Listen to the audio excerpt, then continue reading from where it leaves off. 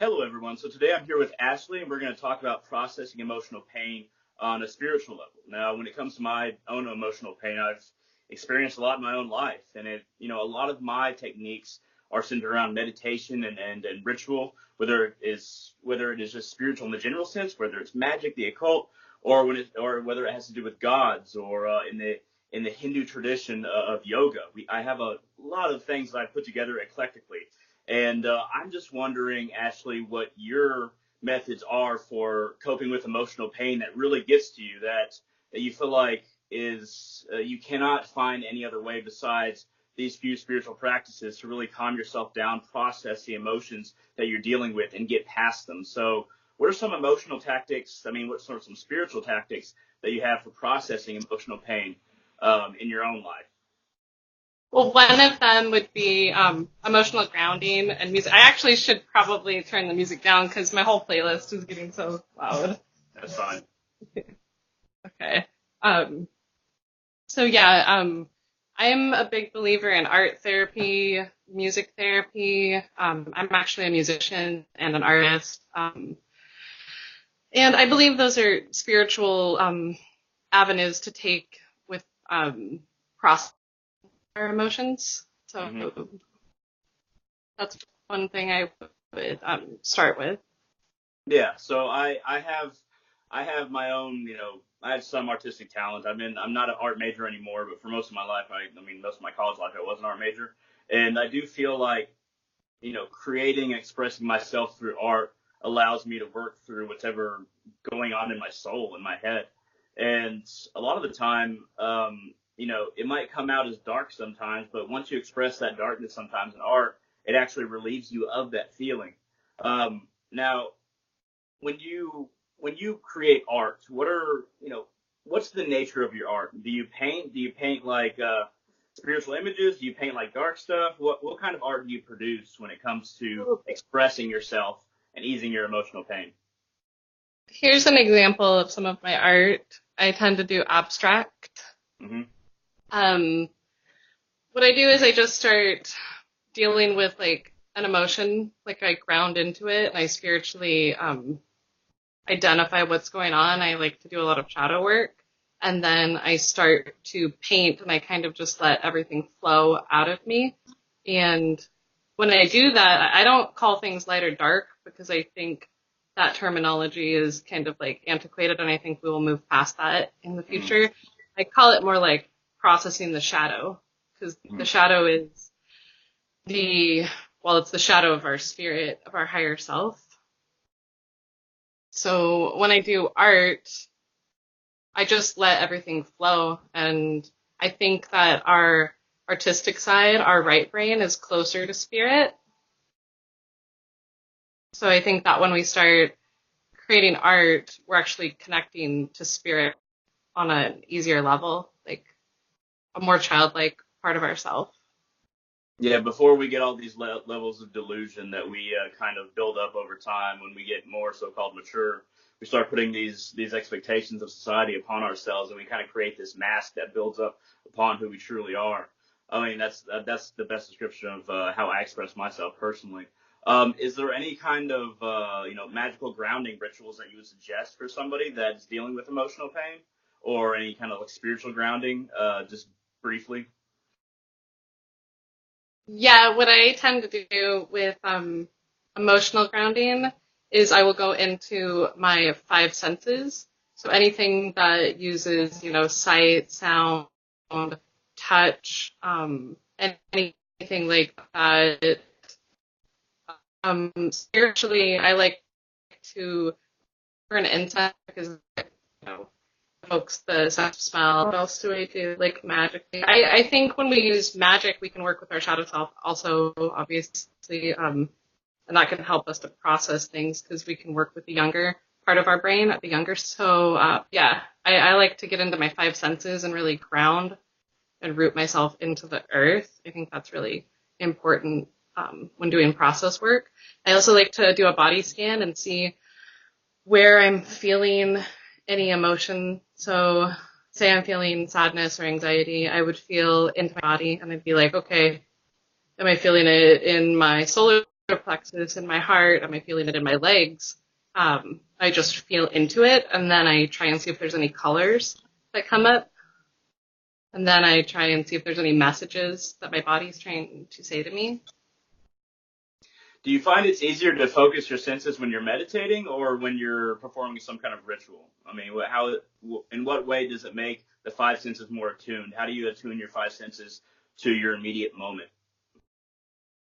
I think that the five senses, I think it's important to go into a place of contemplation either way and meditation either way.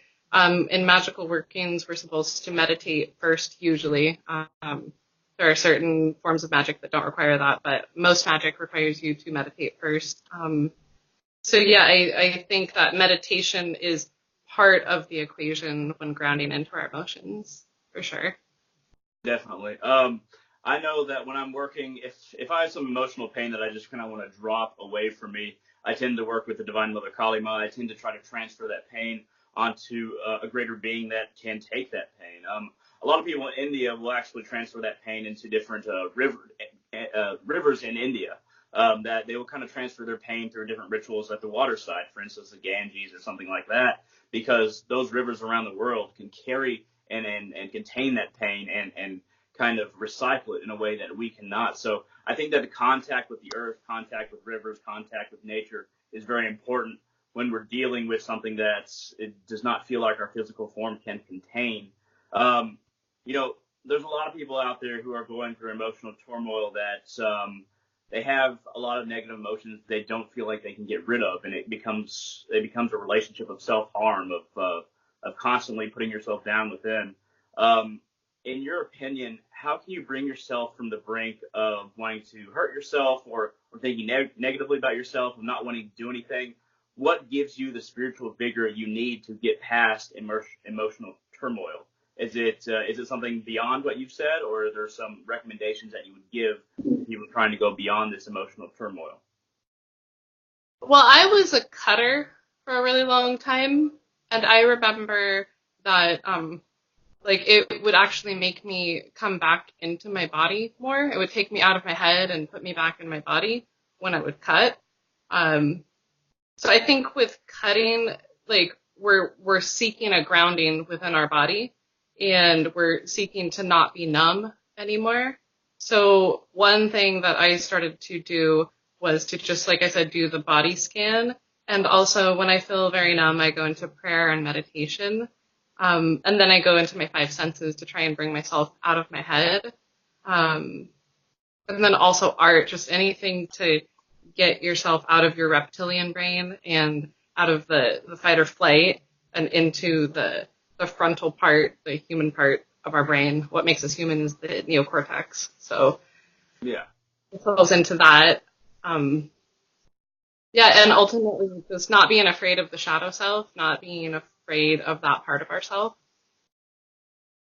I know that, I was a cutter for a long time. I got more scars than I can count on my body. They're all white now. They're old scars. But I found after research when somebody cuts, it actually activates a part of your brain that was dormant during depression. You feel this physical pain, and it lights up that part of your brain that was dormant during depression. So we instinctively have this need to cut, and we don't understand it at the time. Most other people don't understand it. So it's this constant back and forth of a lack of understanding, and a lot of the time we end up hating ourselves even more. But it's very important to understand that it's not always you as a person that's the problem. It's a situation you find yourself in, and your biology naturally wants to do something to take yourself out of it. I think that the best way to do it, though, is not through cutting, of course, as we both agree, but it is through contacting your five senses, having those five senses perceive something beyond yourself, especially when it comes to spiritual work, and realizing that you're a part of the grander mesh. So when I want to feel myself as being a part of the whole and not just an isolated being, I find myself gravitating towards ancient occult and spiritual teachings, whether it be the works of Swami Teshwar, whether it be the works of, you can go further back, Hermes Trismegistus, Emerald Tablet. Whatever knowledge you try to grab onto, you've got to try to manifest it within yourself, because all the things that you learn will not become a reality in your life unless you can make that knowledge become your path. You have to act upon the insight that you have and the connection you have to certain pieces of knowledge. So it's very important to study. It's very important to reach out to people, and it's very important to become yourself in whatever way you feel most comfortable. Now, do you work with when you're dealing with emotional pain? Do you work with any spirits or gods, or is it mainly working with the natural forces that are? Yeah, I work with nature spirits, and I also do work with Kalima, and I've worked with Hecate. I've worked with Bridget, which is an Irish goddess of healing and art. So I've worked with a lot of different goddesses. Um, I think I look at gods and goddesses as more of like a Jungian archetypal thing where I'm diving into my brain. So I believe we're all one, and our brain is like this like antenna receptor for the universe.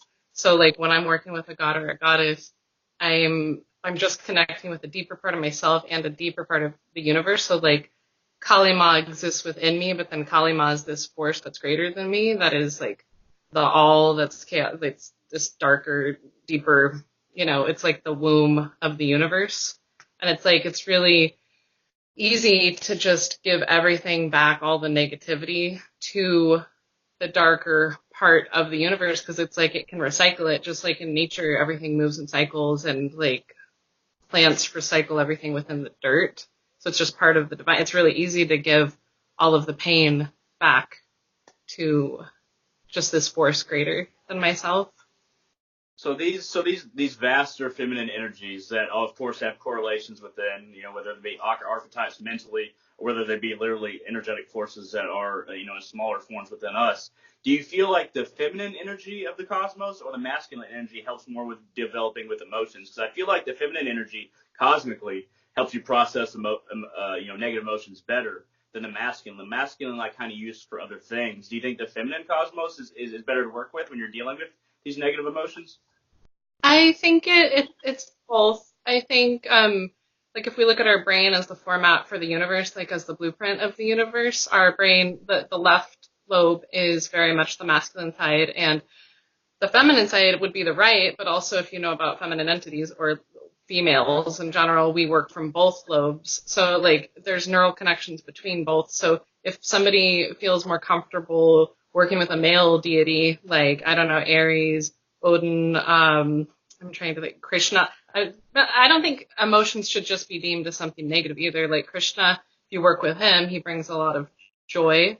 So, I mean, when we look at emotions, they're both the good and the bad, and it's important to connect with all of them. And I think that can be through the male or the female. I do think that there's a tendency for people to have an easier time connecting with emotions through the feminine side because of the influential aspect that the mother takes on in childhood for the first 5 years. So I think that might be part of it, is people feel safer. We're in a womb and then we're born and we're nurtured hopefully by a woman for the first 5 years of our life. And so that feels like a safer thing on a subconscious level for a lot of people. And emotions are scary. Yeah, and that makes sense. I talked about a lot of my experiences on the channel already. Now, throughout my life, I didn't really have that spiritual connection, and once I found it, I was really transformed as a person. Are there any particular experiences in your life where you didn't have spirituality and you feel like you needed it, and then you found it and you found an easier way to just live as a human being to process these emotions?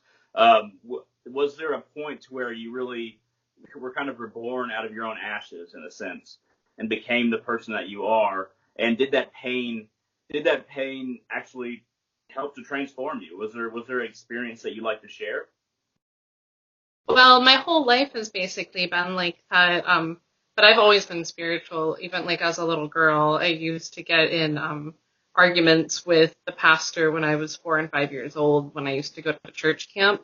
So I've always been spiritual, and I've always questioned dogma and authoritarian, whatever, however you pronounce that, authority figures. And I've definitely had my Phoenix moments because I'm a Scorpio, and just I don't like to stay stagnant. So once I'm pushed down, I basically use that as nourishment for the new essence that will be the new, chapter of my life.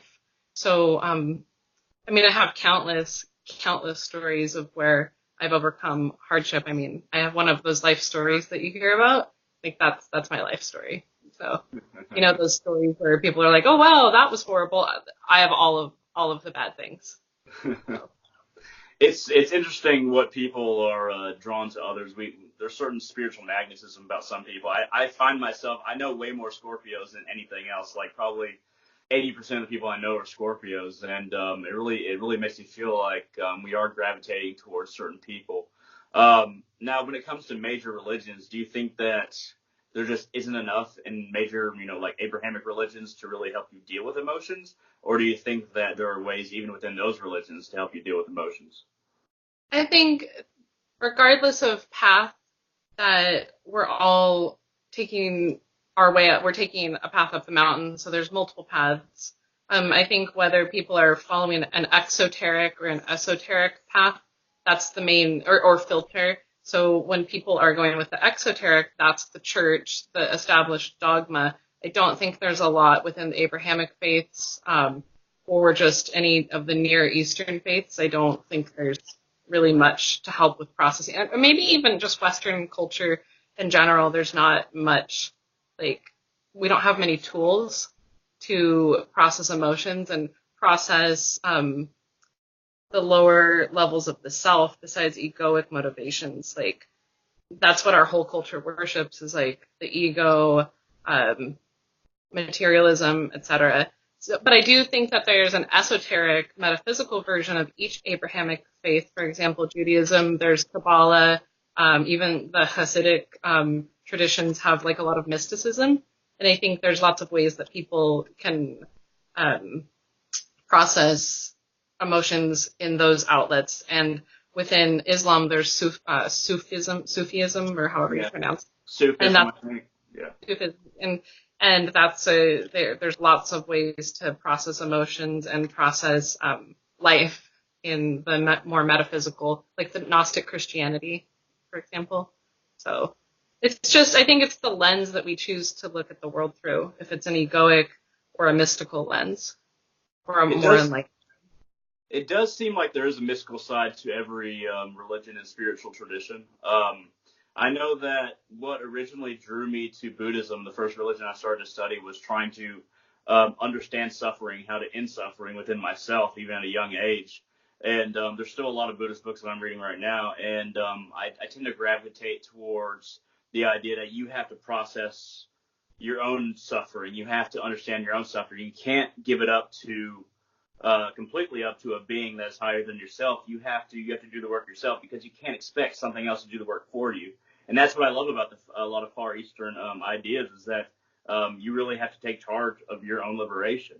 And even in Norse paganism, we have the idea that the gods aren't going to do everything for you. You have to do your own magic. You have to work out the things for yourself. And the gods will help you, but you can't just expect everything to be done for you. So it encourages these new spiritual thought, well, not new spiritual thoughts, but spiritual thoughts that are being introduced to the West in recent years, are really allowing people to find something else besides, okay, well, I hope everything turns out well. Instead, giving you methods to make them turn out well for yourself. And I think that sense of agency is what is required for most people to process this emotional pain that we're talking about. Even Odin, for example, he is looking through one eye, he plucks out one of his eyes so that he can see with one eye, and that's very much in Eastern thought, the third eye. Well, so we need to. When it comes to Odin, it's more one of his eyes, his left eye or his right eye, depending on what you read. But he's actually in the spiritual world beyond, and then one eye is the material realm. So he's seeing two different planes of existence at the same time converging. So yeah. Similar to how the third eye is, which is we unify the two sides of ourselves, the duality within ourselves, so that we can see things more clearly. And also, I believe, just like what you were saying with Buddhism, that everything has to be done internally and we have to work on ourselves because ultimately, as they say, I and the Father are one. That would be within Christianity. The Oracle at Delphi would say, as within, so without, or know thyself. And I believe thyself is everything around us and everything within us. Like, if we were to actually reach nirvana, we would see that this is all an illusion and it's a projection from our pineal gland. And so there's only one way to really do work, and that's work within ourselves. And then that helps us process that which we think is outside of ourselves, but it's really just an illusion. Yeah, and that thread within ties to the grander mesh of reality, and we just have to follow that thread. When we start to work on ourselves, we start to find that thread within. We start, okay, where does this go? We start to feel all of these connections to the multiverse, whether it be different beings, different spirits, the earth itself. And once we follow those threads within, be it through meditation, ritual, or self-realization in many other ways, we follow that thread and find that we actually aren't alone. We pierce that void beyond ourselves. I will say that anybody who needs to process emotional pain, very important to reach out, very important to study, and very important to take agency with your own life. Do you have any brief recommendations before we kind of wrap up here as far as somebody who is going through emotional pain, doesn't know what to do, maybe some just tips? What I would suggest is a multifaceted approach. So I would suggest something like counseling to work on the lower egoic mind, and then I would suggest going deeper into their spiritual practice. Also getting more into the physical, maybe doing a yogic practice or something that's grounding, like going out into nature on a regular basis. So working on the mind, body, and spirit all at once, that's usually what I would suggest. Excellent. Okay.